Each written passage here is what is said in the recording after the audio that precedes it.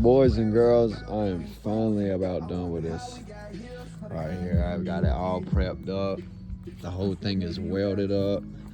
During the sides, nice and flush, smooth.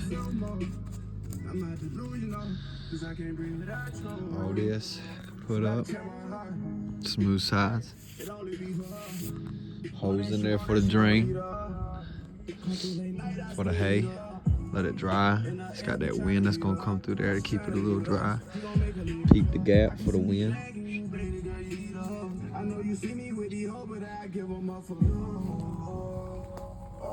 This is a complete different horse feeder right here than what it was. It's gonna look good when it's painted up.